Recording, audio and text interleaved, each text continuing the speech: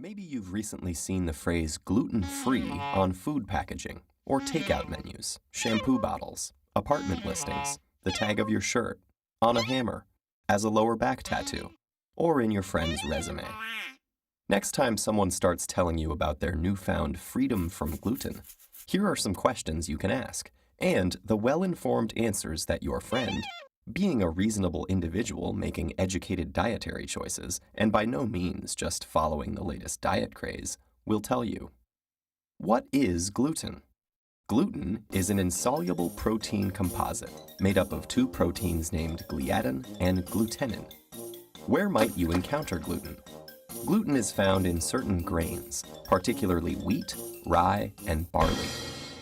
What has gluten been doing for the previous entirety of human history? And why do you suddenly care about it?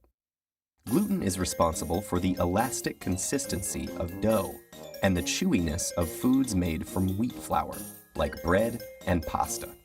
For some people, these foods cause problems, namely wheat allergy, celiac disease, and non-celiac gluten sensitivity.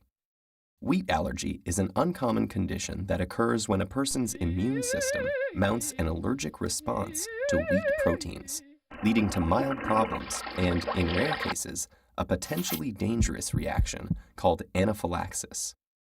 Celiac disease is an inherited disease in which eating foods with gluten leads to inflammation and damage of the lining of the small intestine. This impairs intestinal function, leading to problems like belly pain, bloating, gas, diarrhea, weight loss, skin rash, bone problems like osteoporosis, iron deficiency, small stature, infertility, fatigue, and depression. Untreated, celiac disease increases the risk of developing certain types of cancer. Celiac disease is present in 1 in every 100 to 200 persons in the U.S. When blood tests suggest the possibility of celiac, the diagnosis is confirmed with a biopsy. The most effective treatment is a gluten-free diet, which helps heal intestinal damage and improve symptoms. Some people don't have celiac disease or a wheat allergy, but still experience symptoms when they eat foods with gluten. These people have non-celiac gluten sensitivity. They experience painful gut symptoms and suffer from fatigue, brain fog, joint pain, or skin rash. A gluten-free diet typically helps with these symptoms. So how many people actually have this gluten sensitivity you speak of?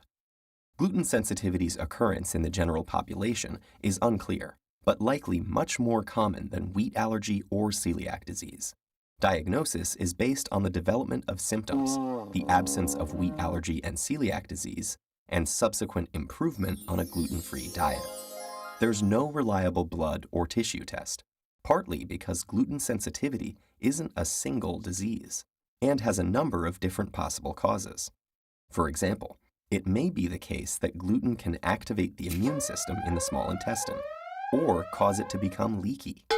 But sometimes people claiming gluten sensitivity are actually sensitive not to wheat proteins, but sugars found in wheat and other foods called fructans. The human intestine can't break down or absorb fructans, so they make their way to the large intestine or colon, where they're fermented by bacteria, producing short-chain fatty acids and gases. This leads to unpleasant symptoms in some people with bowel problems. Another possible explanation behind gluten sensitivity is the nocebo effect. This occurs when a person believes something will cause problems, and because of that belief, it does. It's the opposite of the more well-known and much more fortuitous placebo effect. Given how much bad press gluten is getting in the media, the nocebo response may play a role for some people who think they're sensitive to gluten. For all these reasons, it's clear that the problems people develop when they eat wheat and other grains aren't exclusively due to gluten. So a better name than non-celiac gluten sensitivity might be wheat intolerance. Okay, so if instead of telling people you're gluten-free, you had to tell them you're wheat intolerant.